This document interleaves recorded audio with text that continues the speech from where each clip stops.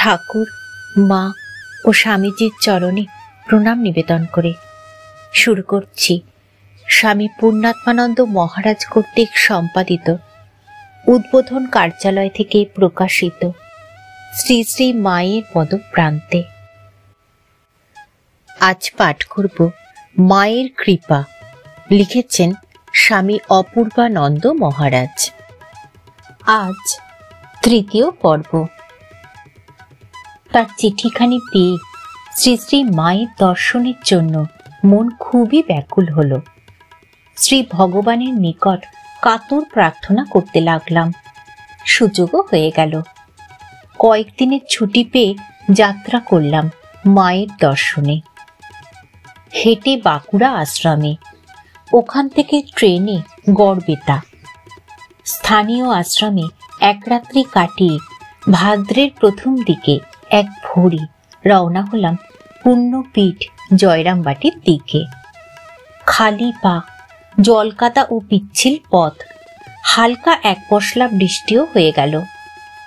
বিকেল প্রায় 5টার সময় যখন জয়রামবাটির গ্রামে উপকণ্ঠে এলাম, তখন বুকের ভেতর যেন ঢেকির পার পড়ার মতো শব্দ হতে লাগলো। পথের দুধারেই ছোট ছোট মেটে ঘরগুলি অতিক্রম করে উপনীত হলাম মায়ের বাড়ির দরজায়।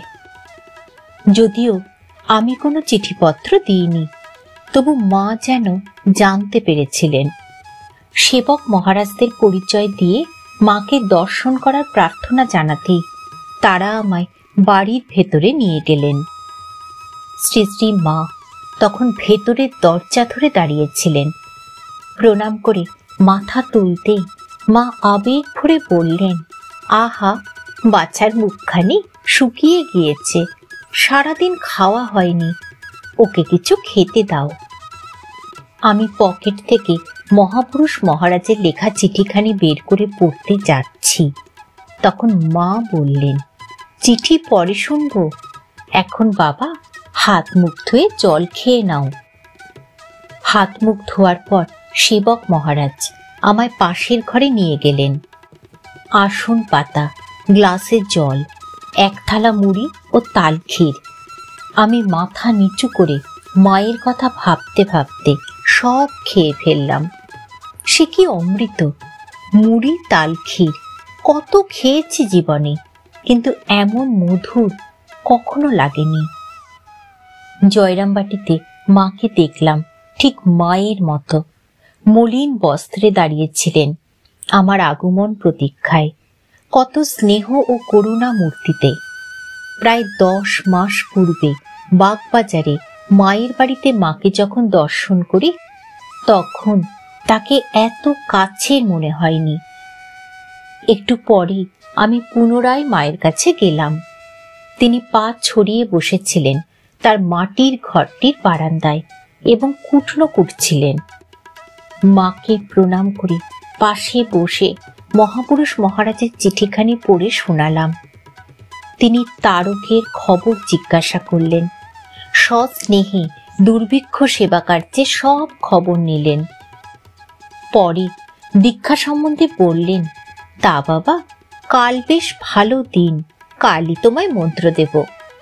সকালে কিছু খেও না, স্নান করে অপেক্ষা করো, আমি সময় মতো ডেকে নেব। তারপর পাশের ঘরে অর্থাৎ তার ঠাকুর ঘরে প্রণাম করতে বললেন। আমি শ্রী শ্রী মায়ের জন্য ওষুধ নিয়ে গিয়েছিলাম। বাঁকুড়ার ডাক্তার স্বামী বৈকুণ্ঠ মহারাজ শ্রী শ্রী মায়ের আমবাতের জন্য হোমিওপ্যাথিক ওষুধ পাঠিয়েছিলেন আমার হাতে। মাকে তা দিতেই তিনি করুণ স্বরে বললেন, বৈকুণ্ঠ ওষুধ পাঠিয়েছে? দাও বাবা, দাও। বৈকুণ্ঠের ওষুধে অসুখ সেরে যায়। দেখো সারা গায়ে কি হয়েছে, আমবাতের যন্ত্রণায় মরে গেলুম। এই বলতে বলতে গায়ে কাপড় সরিয়ে সারা মুখে পিঠে আমবাত দেখাতে লাগলেন। মায়ের কষ্ট দেখে চোখে জল এলো। মা ওষুধটি নিয়ে এক পাশে রেখে দিলেন এবং খুব আন্তরিকতা ও অন্তরঙ্গতার সঙ্গে বাঁকুড়ার বৈকুণ্ঠ মহারাজ প্রভৃতি সব খবর জিজ্ঞাসা করলেন। আরো কত কথা। ক্রমে সন্ধ্যা ঘনিয়ে এলো। ঘরে ঘরে দীপ জ্বালা হলো। মায়ের ঠাকুর ঘরে আলো ধূপধুনো দেওয়া হলো। আমি বহির বাটিতে চলে এলাম। ওই দিন জয়রাম বাটিতে অন্য কোনো ভক্ত উপস্থিত ছিল না। রাত্রে মা একটু দূরে দাঁড়িয়ে আমার খাওয়া দেখছিলেন। আমার সারাদিন খাওয়া হয়নি বলে কত যত্ন করে আমাকে খাওয়ালেন। শুভ প্রভাতের প্রতীক্ষায় অধীর আগ্রহে এক প্রকার বিনিদ্র অবস্থায় রাতটি কেটে গেল। সকালে পুকুরে স্নান করে বসে আছি মায়ের ডাকের প্রতীক্ষায়। দীক্ষার জন্য কি প্রস্তুতির প্রয়োজন তা জানিও না, জিজ্ঞাসাও করিনি। টাকা করিও কিছু ছিল না। আন্দাজ 8টায় সেবক মহারাজ আমায় ডেকে শ্রী শ্রী মায়ের ঠাকুর ঘরে নিয়ে গিয়ে দরজা বন্ধ করে চলে গেলেন। মা পূজার আসনে বসে পূজা করছিলেন। পাশে আর একখানি আসন। মা আমায় শ্রী শ্রী ঠাকুরকে প্রণাম করে ওই আসনে বসতে বললেন। বসতেই আমার হাতে একটু গঙ্গা জল দিলেন। সর্বাঙ্গে গঙ্গা জল ছিটিয়ে আমার মাথায় ও গায়ে হাত বুলিয়ে দিলেন। মায়ের স্পর্শে রোমাঞ্চ হতে লাগলো। এক অব্যক্ত অনির্বচনীয় আনন্দে ভরে গেল অন্তর। মা খানিকক্ষণ চোখ বুজে বসে থেকে আমাকে জিজ্ঞেস করলেন, ঠাকুরকে তোমার ভালো লাগে? আমি সম্মতি জানাতে 3 বার একটি মন্ত্র উচ্চারণ করে পরে আমাকেও সঙ্গে সঙ্গে তা উচ্চারণ করতে বললেন। সঙ্গে সঙ্গে হঠাৎ পাশের দেওয়ালের দিকে হাত বাড়িয়ে বললেন, এই এই তোমার ইষ্ট। সঙ্গে সঙ্গে ওদিকটা চোখ ঝলসানো উজ্জ্বল আলোকে উদ্ভাসিত হয়ে উঠল এবং তাতে ভেসে উঠল একটি দেবী মূর্তি, জীবন্ত ও জ্যোতির্ময়ী। আমার দিকে সস্নেহে চেয়ে আছেন। চকিতে কি যেন হয়ে গেল। আমি আত্মবিস্মৃত ও বিহ্বল হয়ে গেলাম। কয়েক সেকেন্ড মাত্র। মায়ের মূর্তিও তখন অন্যরকম। একটু পরে মা সস্নেহে বললেন, বাবা ভয় হয়েছিল কি?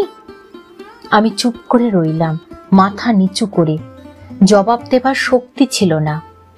তারপর মা আমার ডান হাতটি ধরে প্রত্যেকটি কর স্পর্শ করে জপের পদ্ধতি দেখিয়ে দিলেন।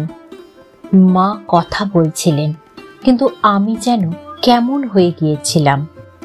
মা বারবার কর স্পর্শ করে মন্ত্র উচ্চারণ করতে করতে জপ করা দেখাতে লাগলেন।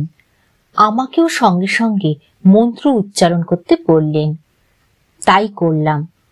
তারপর মা ঠাকুরের পটমূর্তি দেখিয়ে বললেন, ঠাকুরকে প্রণাম করো। ইনি তোমার ইষ্ট, ইনি গুরু, তোমার ইহকাল পরকাল সর্বস্ব। ঠাকুরই সর্বদেব দেবী স্বরূপ।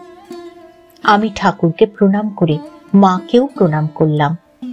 তারপর তিনি কত জপ করতে হবে তা বললেন এবং ধ্যান সম্বন্ধে নানা উপদেশ দিলেন। মা যে কি বা কে তা তখন বুঝতে পারিনি। এখনো কিছুই বুঝি না, কিন্তু তখন মনে হয়েছিল তিনি ইচ্ছা মাত্র ঈশ্বর দর্শন করিয়ে দিতে পারেন। মায়ের পুজোর আসনের পাশেই 2টি ফল ছিল। তা হাতে নিয়ে তিনি বললেন, ফলগুলি আমার হাতে দাও। আমি তাই করলাম। ওই বোধহয় গুরু দক্ষিণা। আমি কিছু সঙ্গে নিয়ে যাইনি, টাকা কড়ি বা ফল ফুল কিছুই না।